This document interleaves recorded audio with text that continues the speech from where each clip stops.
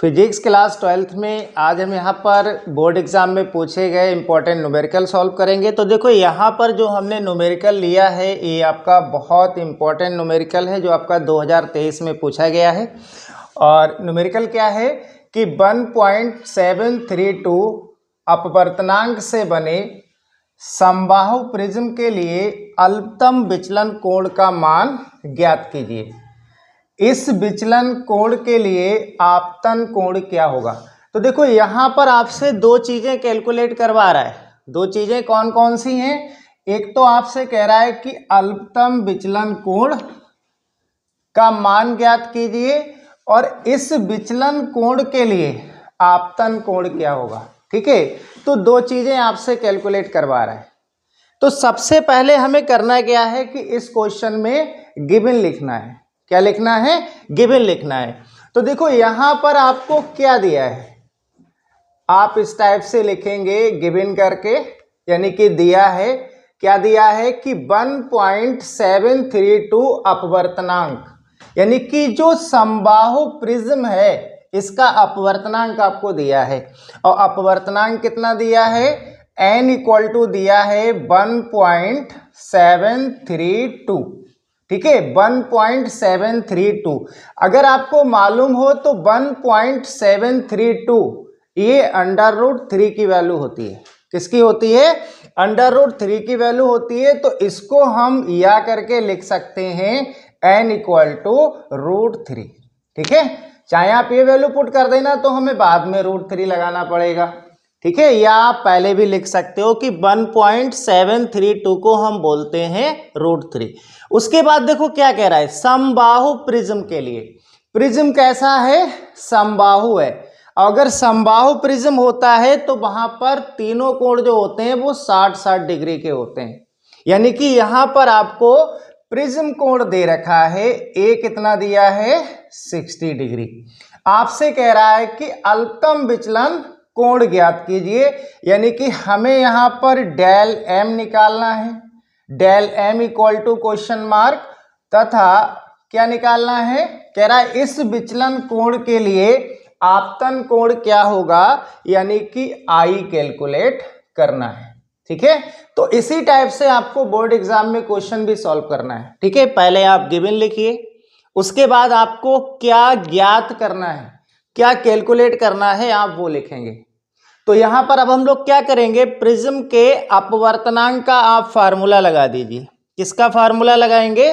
Prism के अपवर्तनांक का फार्मूला लगाइए, और ये होता है n equal to sine a plus del m upon में 2 और डिवाइडेड बाई होता है साइन a/2। ठीक है, तो ये प्रिज्म के अपवर्तनांक का फार्मूला है, यानी कि n इक्वल टू होता है sine into a plus del m/2 upon में साइन a/2। ठीक है, अब देखो इसमें हम लोग वैल्यू पुट कर देंगे। n कितना है? n दिया है 1.732, तो n के स्थान पर आप पुट कर देंगे 1.732 इक्वल टू, यहां पर देखिएगा साइन ए कितना दिया है? 60 डिग्री, यानी कि 60 प्लस डेल m अपॉन में 2 और डिवाइडेड बाय साइन a/2। तो आप लिखेंगे यहां पर साइन 60 डिग्री बटे 2, क्योंकि हमने एक ही वैल्यू पुट की है। ठीक है, अब हमने आपको बताया था कि 1.732 को हम √3 भी लिख सकते हैं, यानी कि इसको आप लिख देंगे √3 इक्वल टू, सही है, देखिएगा साइन ये आएगा 60 degree plus del m/2 divided by, देखो साइन 60/2 है, 2 से डिवाइड करेंगे तो ये क्या आएगा? ये आएगा साइन 30 डिग्री। क्लियर? अब देखो साइन 30 डिग्री इधर क्या है? भाग में है, बटे में है। इसको अगर बराबर के इधर लाएंगे तो ये इंटू में आ जाएगा। तो इसको हम लिख सकते हैं √3 into sine 30 degree. Clear? Equal to, और ये आएगा आपका sine 60 plus del m upon में 2। अब साइन 30 का मान क्या होता है आपको मालूम होना चाहिए, इसका मान होता है 1/2 इक्वल टू क्या आएगा, sine 60 degree plus del M upon में 2। अब देखो इसको हम क्या लिख सकते हैं, इसको लिख सकते हैं √3/2, √3/2 लिख सकते हैं, ठीक है। तो देखो इसको हम लिखेंगे √3/2 इक्वल टू ये क्या आएगा, sine 60 degree plus del M upon में 2। और √3/2 किसका मान होता है, साइन 60 डिग्री का मान होता है। कितना किसका होता है, साइन 60 डिग्री का होता है। तो इसको हम यहाँ पर लिखेंगे। तो देखो √3/2 क्या होता है, साइन 60 डिग्री होता है। तो ये लिखेंगे आप साइन 60 डिग्री इक्वल टू, यहाँ पर आप लिखेंगे sine 60 plus del M upon में 2। अब देखो साइन से साइन कट जाएगा तो बचा क्या आपके पास, 60 डिग्री बराबर 60 degree plus del M upon में 2। समझ में आ रहा होगा आपको, ठीक है। क्रॉस मल्टीप्लाई करिए आप, इसके नीचे 1 मान सकते हैं। तो ये क्या आएगा, 60 degree plus del m equal to 120 degree आएगा। ये 60 इधर आएगा तो माइनस का हो जाएगा।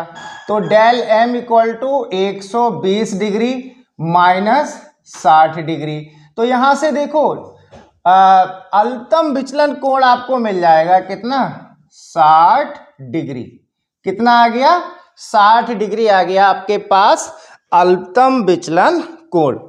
अब हमें यहां से अल्पतम विचलन कोण तो हमने कैलकुलेट कर लिया, हमें यहां से क्या निकालना है, इस विचलन कोण के लिए आपतन कोण निकालना है, ठीक है। तो अल्पतम विचलन की स्थिति के लिए हमें आपतन कोण का मान मालूम होना चाहिए।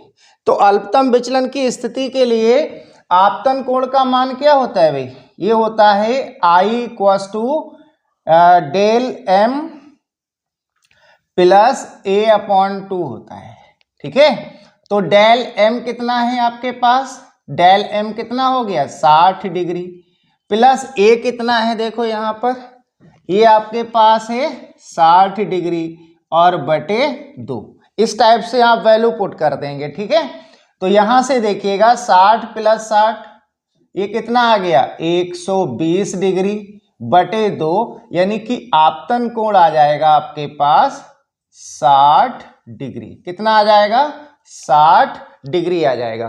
तो देखो ये इसको ये यहाँ पर आपका न्यूनतम विचलन कोण आ गया और ये आपतन कोण आ गया। तो ये इस क्वेश्चन के दोनों आंसर हो जाएंगे। बहुत इंपॉर्टेंट क्वेश्चन है और ये आपका कई बार बोर्ड एग्जाम में पूछा गया है और ये रिपीटेड क्वेश्चन है। देखिएगा अगला क्वेश्चन हम लोग सॉल्व करेंगे। अगला क्वेश्चन है आपका, यदि कांच के एक पतले प्रिज्म को जल में डुबो दें तो सिद्ध कीजिए कि प्रिज्म द्वारा उत्पन्न प्रकाश का न्यूनतम विचलन कोण। और देखो यहाँ ब्रैकेट में लिखा है वायु में रखने पर, यानी कि प्रिज्म द्वारा उत्पन्न प्रकाश का न्यूनतम विचलन कोण वायु में रखने पर 1/4 रह जाएगा। और आपको यहाँ पर अपवर्तनांक दिए हैं, एक तो कांच का अपवर्तनांक दिया है और आपको जल का अपवर्तनांक दिया है। दोनों के अपवर्तनांक आपको देखो वायु के सापेक्ष दे रखे हैं। ये क्वेश्चन आपका 4 से 5 बार रिपीट हो चुका है और लास्ट 2024 में भी आया है ये न्यूमेरिकल, ठीक है। तो देखो इसको हम लोग बहुत अच्छे से समझेंगे। और देखिए सबसे पहले आप देखिए यहाँ पर आपको क्या दिया है, तो आप गिवन में लिखिए। गिवन में आपको इस क्वेश्चन में अपवर्तनांक दे रखे हैं, यानी कि वायु के सापेक्ष कांच का अपवर्तनांक दिया है और वायु के सापेक्ष आपको जल का अपवर्तनांक दिया है। तो पहले जो आपको गिवन में दे रखा है आप उसको लिखिए, यानी कि ANG दिया है आपको 3/2 और ANW दिया है आपको 4/3। ये आपके पास गिवन में है। अब आप क्वेश्चन को पढ़ेंगे। कह रहा है यदि कांच के एक पतले प्रिज्म को जल में डुबो दें, यानी कि जो कांच का प्रिज्म है उसको हम जल में डुबो रहे हैं, ठीक है, तो हमें यहां पर जल के सापेक्ष कांच के अपवर्तनांक की जरूरत पड़ेगी। जल के सापेक्ष कांच के अपवर्तनांक की, यानी कि इसको लिखेंगे आप WNG। आप समझ में आ गया होगा, तो आप यहां पर देखो पढ़ सकते हो। कह रहा है कांच के एक पतले प्रिज्म को जल में डुबो दें। जब आप प्रिज्म किसका है, गिलास का है, जब आप उसको जल में डुबोएंगे तब उसका अपवर्तनांक हो जाएगा WNG, यानी कि जल के सापेक्ष कांच का अपवर्तनांक। तो पहले हम जल के सापेक्ष कांच का अपवर्तनांक निकालेंगे। तो देखो इसको हमने आपको क्लास में बताया भी है कि WNG है, तो अगर ये बाद में लिखा है ये अंश में आता है, और ये जो पहले लिखा है ये हर में आता है। जैसे अगर मैं आपको बता दूं, जैसे आपका लिखा है 1N2, तो इसको कैसे लिखते थे, N2 अपॉन में N1। तो यहां क्या है, देखो WNG है, तो आप इसको क्या लिखोगे, NG अपॉन में NW, और दोनों वायु के सापेक्ष हैं तो आप A और A लगा देंगे। आपको देखो समझ में आ गया होगा यहाँ से, ठीक है। ये हम क्लास में आपको बता चुके हैं कि WNG को हम लिख सकते हैं ANG अपॉन में ANW। तो यहाँ पर हम लोग जब प्रिज्म को जल में रखा गया तब उसका अपवर्तनांक कैलकुलेट कर सकते हैं। तो वैल्यू पुट कर दो। देखो ANG कितना है, 3/2, और बटे में क्या आएगा, ANW 4/3। तो इसको जब आप बटे में रखेंगे तो इसको आप उल्टा करके रख सकते हो, तो इसको क्या लिख सकते हो आप, 3/4। तो यहां से आपका मैं यहां लिख दे रहा हूं, देखिएगा WNG आ जाएगा 3 और 3 की आप मल्टीप्लाई करिए, कितना आएगा, ये 9 आएगा, सही है। तो ये आएगा 9 और 4 2 8, यानी कि जब आप प्रिज्म को जल में रख रहे हैं तब उसका अपवर्तनांक आ जाएगा, अपवर्तनांक आएगा आपका 9/8। अब देखो इसकी आगे जरूरत पड़ेगी इसलिए हमने ये लिखा है, ठीक है। अब देखिएगा यहां पर कह रहा है आपसे, तो सिद्ध कीजिए प्रिज्म द्वारा उत्पन्न प्रकाश का न्यूनतम विचलन कोण वायु में रखने पर 1/4 रह जाता है। तो यहां पर हम लोग न्यूनतम विचलन कोण का फार्मूला लगाएंगे। अब देखो न्यूनतम विचलन कोण का फार्मूला क्या होता है, ये होता है डेल इक्वल्स टू क्या होता है, ये होता है n-1 इंटू A। देखो इस फार्मूले से हम लोग सॉल्व करेंगे, ये न्यूनतम विचलन कोण का फार्मूला होता है, यानी कि डेल m आप लिख सकते हो, ठीक है। डेल बराबर होता है n-1 इंटू A। तो हम पहले प्रिज्म को जल में रखने पर इसका विचलन कोण निकाल लेंगे, ठीक है। तो आप यहां पर लिखना जल में रखने पर, जल में रखने पर, ठीक है। तो देखो ये डेल W आ जाएगा और ये क्या होगा n यानी कि WNG -1 और इंटू में A।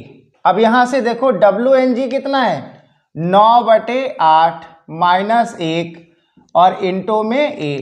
अब देखो इसको कैसे सॉल्व करेंगे, 8 की आप 1 में इंटू करिए और 9 में से घटा दीजिए, तो 8 एकम 8 और 8 को 9 में से घटाना है, तो ये क्या बचेगा 1/8 और इसको हम A अपॉन में 8 लिख सकते हैं, यानी कि डेल M कितना आ जाएगा A अपॉन में 8। ऐसे ही आप वायु के लिए निकाल लेंगे, ठीक है। तो यहां पर लिखना वायु